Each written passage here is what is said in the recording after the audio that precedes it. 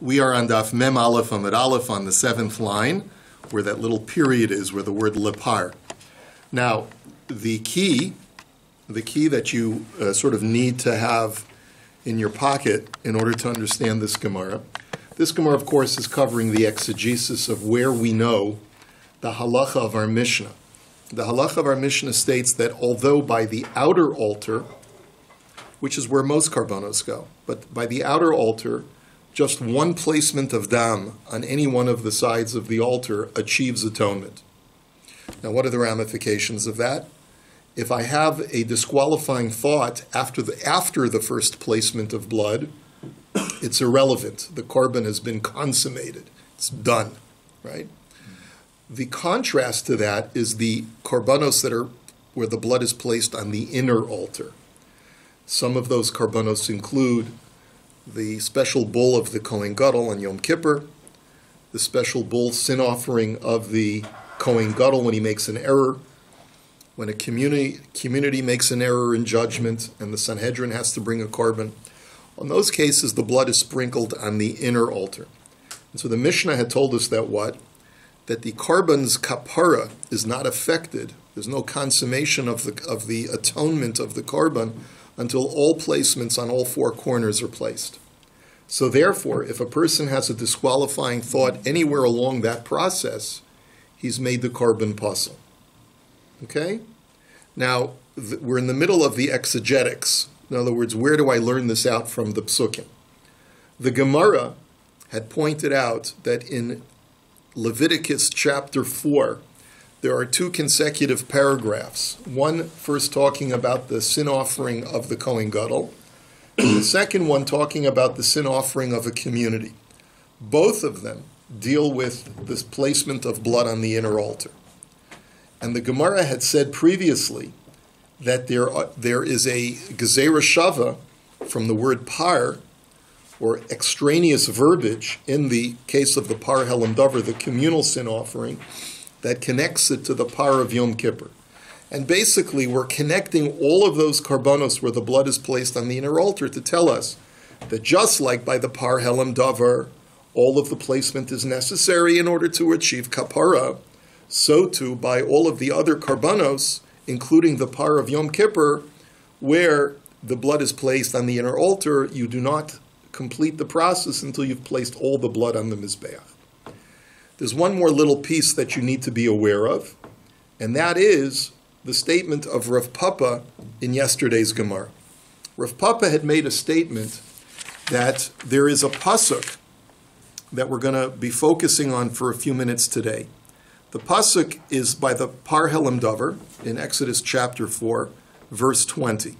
The Torah says, "Ve'asal lapor ka'asher asal lapar hachatos kenya asalo." He shall do to this bull just like he does to the sin offering bull, and the word bull is mentioned twice, completely gratuitously. No reason for those two words par to be in the pasuk. Now, whereas others before Rav Papa had interpreted that one word par is coming to, connect the law over here to the law of Yom Kippur for all purposes, including placement of blood, Rav Papa had disagreed. He said, no, that's derived from some other source, that we know that by Yom Kippur the blood has to be completely placed on all four corners. What is the purpose of the connection with the word par between a par helam davar and par Yom HaKippurim? It's for three specific halachas, which he called es, dam, and tvila. And we don't need to go into the specifics, because that was yesterday's daf. Es teaches me that if there's a wart on the Kohen's hand, it doesn't invalidate it. Dam tells me about the nature of the blood, and tvila tells me how he's supposed to dip his finger in the blood. So that's the purpose of this connection between par helam davar and par Yom HaKippur. Now let us go on. Lapor, now there was a brisa that we saw yesterday which had stated that there are two times the word par is stated in that pasuk in Leviticus 4:20. And the one brisa that we saw yesterday had said, one time the word par is written is for par helam davar, and the second time the word par is written is to connect it to the par of one second, the par of, just want to make sure I'm getting it right.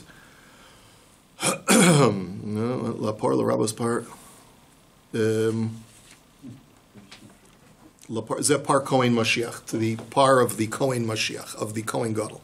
In other words, we connect the law of the par Helam Davar to the par Kohen Mashiach and vice versa. Now, the Gemara says the following question. Ha b'tzibor gufei ksiv. I don't understand. You're telling me that one time the word par is written is for par Helam Davar. That's what the context of that pasuk is talking about in the first place.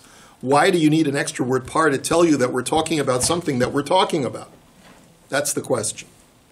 Amar of Papa, mishum deboi agmuri par helam davar shel tzibor bioseres ushtei klayos lesiire avodas kochavim upar helam davar shel tzibor begufei loksiv behekesha asi itzterich lepar lemihavi kaman dichsiv be begufei velo lihavi davar halamid behekesh chozer umalamed behekesh. So the Gemara gives this very funky answer. The Gemara's answer is that normally, whenever we want to make a connection scripturally, we apply the transitive property. Let's say I have three psukim, A, B, and C. And for our purposes, A is the law of the Kohen Mashiach, of the Kohen Gadol, the special sin offering of the Kohen Gadol when he makes an error. B is the par helam davar when the community makes an error. And C is a parsha in Sefer Bamidbar, which talks about when the entire congregation accidentally worships Avodah Zarah. In that situation, instead of bringing a bull, they bring goats as their sin offering. So we want to connect all three. Now, normally we would say that we apply the transitive property. If I have a halach in A that is connected to B, and I have B that connects to C, then A connects to C. Now that's normally the halacha in Kol HaTorah Kula. But in Kachim, ta-da-da, remember I said Kachim is different. In Kachim, transitive property does not apply. So when you transfer A to B, you don't automatically transfer what is in A to C, just because you've connected B to C. A may be connected to B, and B may be connected to C, but that does not automatically connect A to C. How do you connect A to C?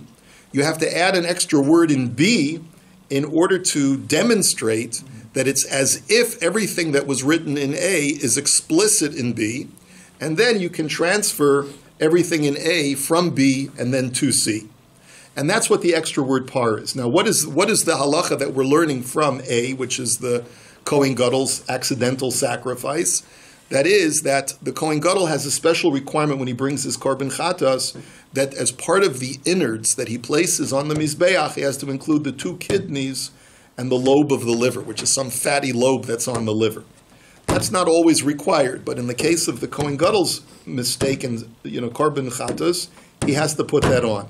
So we have the word par, even though we've already connected the law of the Kohen Gadol to the law of the par helam davar, but we need to add the extra word par to make it as if those details of the kidneys and the liver were written explicitly by the par helam davar. So now I can connect par helam davar to the goat of Avodah Zarah, to make sure that the halacha is by the goat of Avodah Zarah also, you must place the kidneys and the liver on the mizbeach. So the Gemara then says, Tanya kavase de Rav Papa.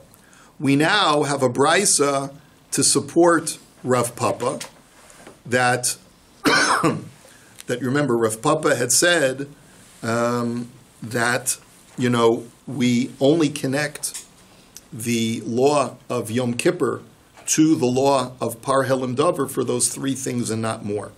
So v'asa ka'asher asa matamul amar lapar lapar. So once again, the question is, we have that pasuk in Exodus 4:20 that has the word par written gratuitously twice.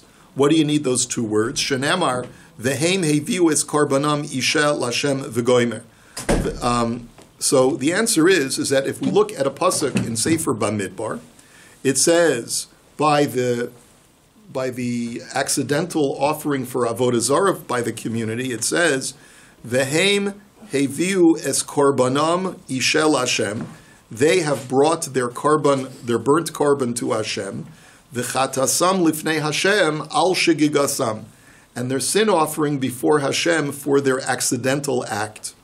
So elu seirei avodas kochavim. So the word chatasam in that pasuk refers to the goats for the sin offering of avodah zarah. Shegigasam zepar helam davar shel tzibor. And the word shegigasam in the pasuk is to reconnect it back to the par helam davar, to tell you whatever the halachas of the par helam davar are transferred over to the seirim of avodah zarah. Now chatasam al shegigasam amra Torah. And therefore when the Torah says chatasam al shegigasam and it connects the two, what is it telling me? Chatasam harehi lechaka shegigasam. So that the seirim, the goats of avodah zarah, have the same halachas of the par helam davar. Shegigasam mehechan lamadata lo behekesh. The chidavar lamed behekesh chozer malamed behekesh. Tamulomar lapor ze par helam davar shel tzibur lapar ze par kohen Mashiach. And so the Brisa says that's why the word par is written twice in that pasuk by the par helam davar. Once to connect it to the par of the Kohen Gadol, and once to make it as if whatever is written by the par of the Kohen Gadol is written explicitly by B, which is the par helam davar, and that allows me now to transfer it to the seirim of avodah zarah. Really just a confirmation of what we've just spoken out up until now. Omar mar chatasam elu sirei avodas kolchavim tepukle mikra kama. The Omar mar hachatas l'rabo sirei avodas kolchavim. So let's go back to that brisa for 1 second. That brisa had said that the word chatasam in that pasuk, which is extraneous, refers to the goats of avodah zarah. What do you mean? It's the same, like similar to the question we just asked a moment ago. The whole parsha over there is talking about the goats of avodah zarah, and that we learn out from the previous word chatas that is mentioned previously in that same paragraph. So why do you need an extra word chatasam to remind me that it's talking about what it's talking about already? So Amar Rav Papa Itzterich Salka Daitach Amina Hani Mili Hazaos Tichsivan Begufe Avol Yoseros Ushtei Klayos Luksivan Begufe Emalo Kamash Malan. So the Gemara creates this additional answer, and it says, even though in pasuk B that we've been referring to, which is the par helam davar, the extra word par is written to make it as if the kidneys and the liver were written explicitly in that parsha, and therefore I can now transfer it to C, which is the goats of avodah zarah, that their kidneys and liver also have to be placed on the mizbeach. If I didn't have the extra word chatas, I might have made the mistake and thought that only transfer things that are contained in B and written really explicitly in B, and transfer them over to C for the avodah zarah goats. Because after all, there are multiple halachos that have to do with par helam davar. There's the requirement to sprinkle blood 7 times on the parochis. There's the requirement to place blood on all 4 corners of the inner altar. So I might have thought that the purpose of the hekesh between par helam davar and seirei avodas kolchavim only has to do with the placement of the blood on the parochis and the altar, and doesn't include the requirement to place the kidneys and the liver on the mizbeach, even though it's written explicitly. But maybe I would divide it up. So I need the extra word chatas to tell me that everything is transferred from B to C. And here's another unique feature of Kodshim. Remember, Kodshim is different from anything you've ever experienced in Shas. Normally, when I make a hekesh, ein hekesh l'chatzayin, you don't make a halfway connection. But with Kodshim, there's a reluctance to transfer halachos from A to B and B to C. So therefore, I need that extra word to make sure that I know that everything is being transferred. Amar le Rav Huna bereda Rav Nasan le Rav Papa. V'hatana par Yom HaKippurim l'chol masha Amar be'inyan ka'amar. So now let's go back to Rav Papa's statement. Rav Papa had said previously that the extra word par that is written by the par helam davar is only coming to connect to Yom Kippur for limited halachos: Eis, Dam, and Tvila. 3 special halachos. But as far as how I know that the blood must be placed on all 4 corners to achieve kapara, that's derived from a different pasuk. But that's in contradiction to the brisa that we saw yesterday, which says that the word par connects to the bull of Yom Kippur for all purposes, not just for limited halachos, but for all halachos. So how do you reconcile that? So the Gemara says, Tanoihi. You know what? It's a machlokes tanoim. There is a brisa that says that once I've got a connection between the par Helam Davar and the par Yom Kippurim, it's connected for all halachos, including the placement of blood. But Rav Papa holds like a different Tana. And Tana Devei Rav Me Rebbe, Hachi, Tana Devei Rebbe Yishmael, Tana Devei Rav Marbi Hachi, Tana Devei Rebbe Yishmael Lo Marbi Hachi. Two different schools of thought. One school, which is Tana Devei Rav, learns it out for all purposes, and the Tana Devei Rebbe Yishmael does not learn it out for all purposes, and that's what Rav Papa is subscribing to. Now we have just a few lines of Agadata. Get a chance to clear your head for a moment. Tana Devei Rebbe Yishmael. Mipnei ma ne'amru yoseres ushtei kloyos bepar kohen Moshiach, v'lo ne'amru bepar helam davar shel tzibor. The question is, we know that the halacha of the stringency of placing the kidneys and the liver lobe on the Mizbeach apply both to the Kohen Gadol's chatas and to the Tzibor's chatas, when it's what we call the par Helam Davar. Why was it written explicitly only by the Kohen Gadol and not written explicitly but only exegetically derived when it comes to the par Helam Davar? So the Gemara says, Mashal Melech Basar V'Dam, Shezo'am al Ohavo, Umi eit bisirchono, mipnei chibasa. The answer is that we can compare this to a king whose very good friend committed a crime. And the king knows that he has to punish him, but he wants to minimize the publicity of that crime as much as possible. And therefore, even though it's true that the tzibor committed a crime, but the tzibor is like HaKadosh Baruch Hu's yedid. It's like HaKadosh Baruch Hu's friend, best friend, the community of Israel. And therefore, Hashem doesn't want to write explicitly that I'm so machmir that I'm requiring you to put the kidneys in the liver.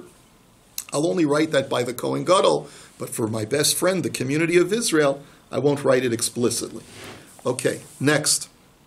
V'tana devei Rabbi Yishmael, mipnei ma nemra paroches hakodesh b'par Kohen Mashiach, v'lo nemar b'par helam davar shel tzibor. Next question. We know that both for the par of the Kohen Gadol and for the par Helam Davar of the Tzibor, part of the protocol is to sprinkle 7 times on the paroches. But there's an interesting change in verbiage. By the Kohen Gadol sprinkling, it calls the paroches HaKodesh, the paroches of holiness. But when it comes to the sprinkling of the blood for the par Helam Davar Shel Tzibor, it just says paroches, without calling it the paroches HaKodesh. Why is that? So the Gemara answers, Mashal Melech Basar V'Dam Shesarcha Alav Medina, Im Miuta Sarcha Pamalya Shelo Miskayemes, Im Ruba Sarcha Ein Pamalya Shelo Miskayemes.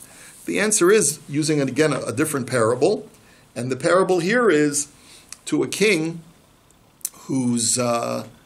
where a crime is committed against him. If a small minority of his kingdom rebels against him, the king's seat of power still remains.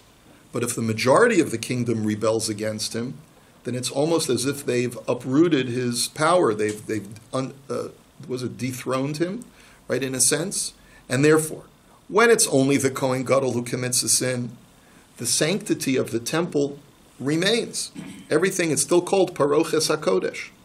But when the entire Klal Yisrael commit a sin against Hashem, even B'Shogeg, it's as if they've dethroned the Ribono Shel Olam Kavyachol, and therefore it's no longer Paroches HaKodesh. The holiness no longer inheres in the temple. Kavyachol. Okay? So that's the reason why it's not called Paroches HaKodesh. Okay. Next, Lefichach im nasan kulam ketiknan chulei. Now let's go back to the Mishnah. What did the Mishnah tell us? It had said when it comes to the placement of blood on the inner altar, you must place all of the placements in order to consummate the korban, such that if a person has any kind of disqualifying thought at any placement along the way, he's disqualified the korban. However, the Mishnah said, he does not get kares for having a pigul thought. And what's the reason for that? Because as Rashi had said, ein pigul bechatzi matir. What does that term mean? Anyone want to translate that?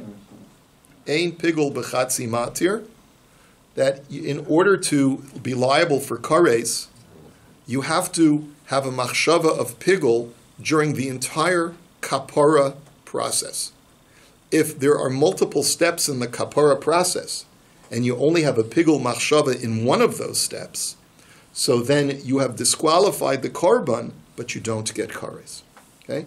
So when it comes to the outer altar karbanos, if I have just one thought of pigul while I'm placing the dam, if it's the first placement of dam and I have a thought of pigul, I've disqualified. But when it comes to the inner altar, let's say I did the first three placements correctly. This is the example that the Mishnah gives. I did the first three kitiknan correctly, and I did the fourth one shelo kitiknan, and the fourth one incorrectly with a machshava of pigul. I've rendered the korban puzzle, but there's no kares because I'm mefagel b'chatzi matir. I'm committed a pigul thought only with a portion of the atoning process. Okay, is everyone clear on that? Okay, so Tanan Hasam. So now let's look at another Mishnah in Menachos. Pigel bekometz velo bilavona velo bekometz. Rabbi Meir Omer pigel v'chayavan alav kares v'chachamim omrim ein bo kares ad sheyafagel b'chol hamatir. We have a machlokas between Rabbi Meir and the chachamim in the case of a mincha. Now, a mincha, certain types of menachos have a two-step process of kapara. One is to take the kometz, the fistful of flour, and place it on the mizbeach. And the other one is to take the frankincense and place it on top of the mizbeach together with the kometz. Let's say a person has a pigul thought for one and not the other. So according to Rabbi Meir, you have made the korban pigul and you get kares. And the chachamim say, you have made the korban puzzle, but you do not get kares. Okay? Now, at first glance, what is the machlokas? At first glance, tell me, chevra, what is the machlokas? The chachamim say that you can't get kares for a chatzi matir, for only one stage of a multi-stage kapara process. And Rabbi Meir holds that what? You could get kares. You could get kares even if you've only had a pigul thought on one step of the way. That would be the face value thinking. But we're gonna upend that, okay? So the Gemara now says, Amar Reb Shimon ben Lakish, Lo tema taima de Reb Meir diksaver mefaglin b'chatzi matir. That is an incorrect assessment of Reb Meir. Even Rabbi Meir agrees that if your pigul machshava is only with a chatzi matir, you don't get kares. So why does he hold by the case of the mincha? You do get kares. Elohacha b'mayaskinan kegon shenasen es hakometz b'machshava v'halavona b'shasika kesavar kol ha'osel das rishona hu oseh. The pshat of Rabbi Meir is that Rabbi Meir holds that when a person starts off with a machshava of pigul, and then he is silent for the second stage, the second and final stage, we assume that just like he has enunciated a pigul desire for the first stage, we assume that that's his second thought as well. And that's the reason why, according to Reb Meir, you get kares. Not because Reb Meir says you're mefaglin b'chatzi matir, but rather because Reb Meir holds that we work with assumptions. Now, I know that somewhere along the way, one of you asked the question, how do we know what the Kohen was thinking when he was doing the avoda? Has anyone ever wondered to ask that question? Yes. Mendel, you get the Cupid doll for today. So if you take a look at Rashi, Rashi tells us that anytime you see the word machshava by the laws of pigul or any other kind of puzzle thought, it means that you actually heard the Kohen Gadol enunciate with his words. He said, I am doing this with the intent of chutz lizmano. I'm doing this with the intent of chutz lemakamo. I'm doing this with the intent of shelo lishma. You can see that Rashi quite explicitly. It's in the Rashi Dibur Amaschel Kagon Shenosen Esakometz b'machshava. Rashi says, "V'chol machshava dekadshim motzi bapeh hu." Anytime we talk about an invalid thought, we're talking about where the Kohen actually said it with his mouth. The words came out of his mouth, and that's how we know. Okay? Now, what we're talking about over here is where the Kohen said chutz lizmano when he placed the kometz on the mizbeach. And now as he's about to place the frankincense on the Mizbeach, he doesn't say anything. So Reb Meir says, of course, we assume that you have the same machshava that you had before of pigul, and therefore you're going to get kares. And the Chachamim's disagreement is, they say no. You have to enunciate it at both steps explicitly, otherwise you're not going to get kares. You can't assume that that's what he was thinking. So the Gemara now says, and how do I know this? Mimai.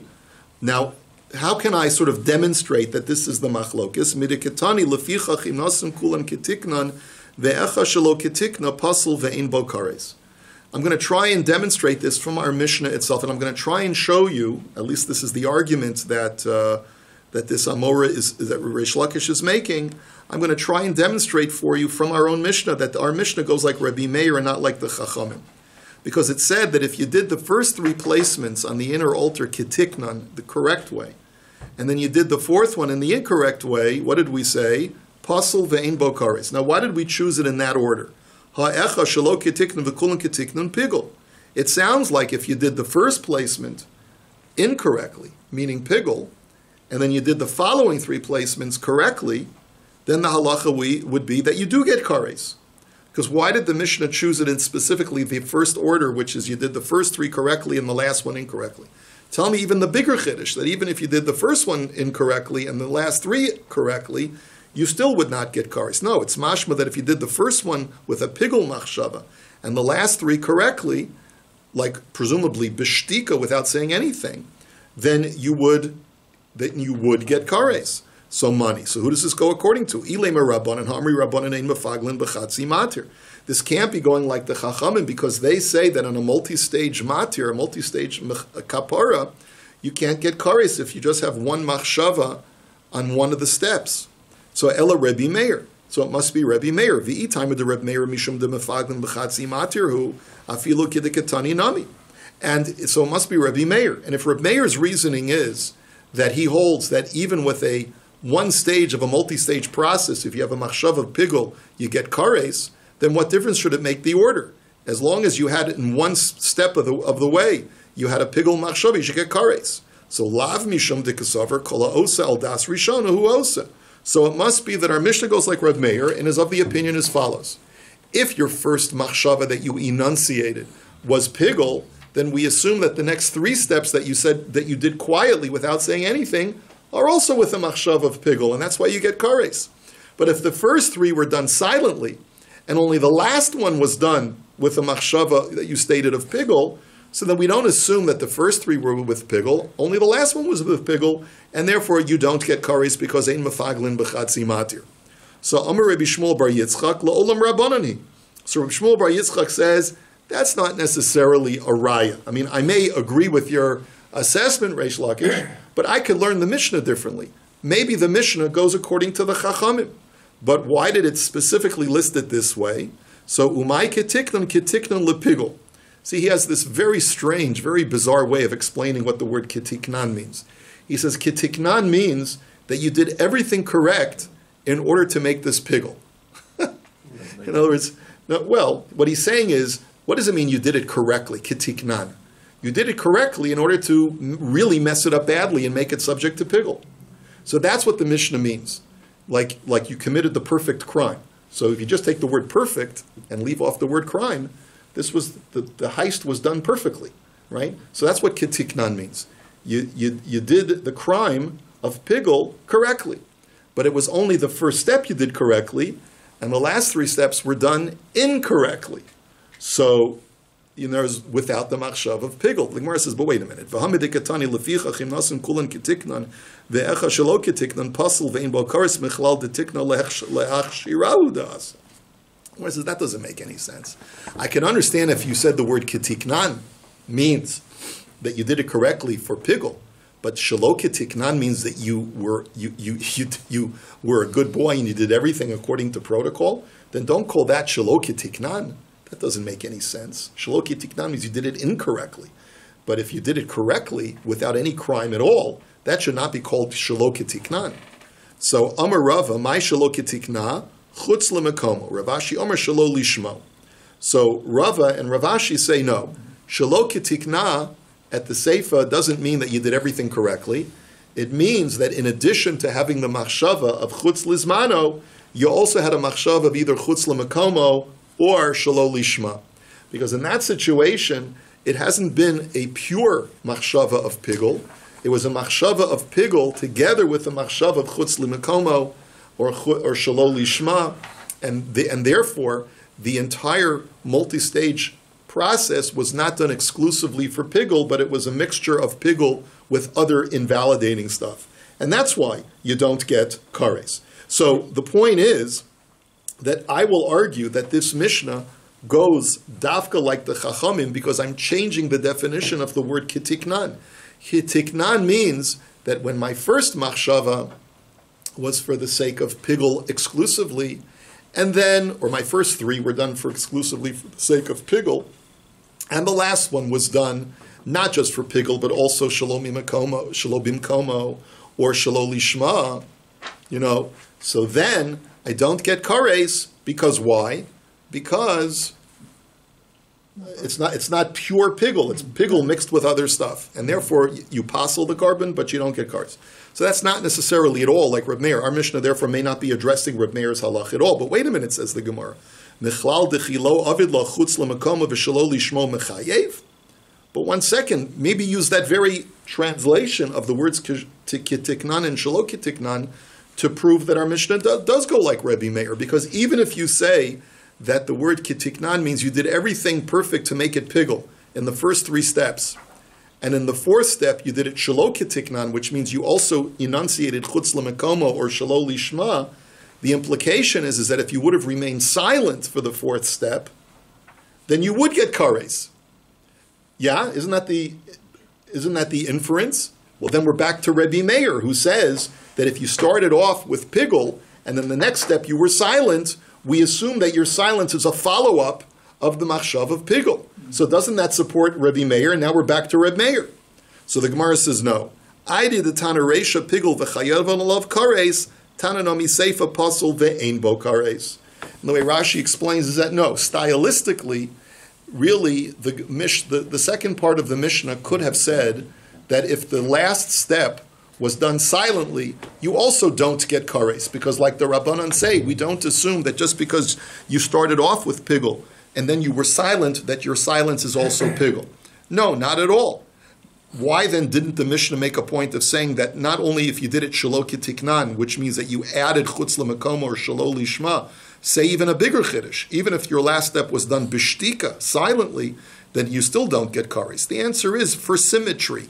Because the first case of the Mishnah, which was talking about the outer altar, said that if the first step is done with pigul and the second step is done without pigul, you're going to get kares, because since the first step is the only thing necessary for kapara, we look at that as the exclusive act of being the matir of the kapara, and therefore it was done exclusively with pigul, and you get kares. By contrast, so therefore, the Mishnah had said in the first case, if you did the first step with pigul and the second step was done shelo bimikomo, you're going to get kares. By contrast, if the first, in the Seifa will say, if the first step was done with pigul and the second step was done shelo bimikomo, you don't get kares. But only for symmetry do we create a case of, in the Seifa, first step was shelo with a machshav of pigul, and the second step was chutz limikomo. It could have written that even if the first step is pigul and the second step is bishtika, you also will not get kares. But we wanted for symmetry to line it up with the first case, which was talking about the outer altar, so we give the same scenario in the inner altar, not because that's the only time that you're patur from kares, but only for symmetry purposes, to be consistent in making the Mishnah symmetrical. We'll hold it here for today. I hope you're able to get something out of that.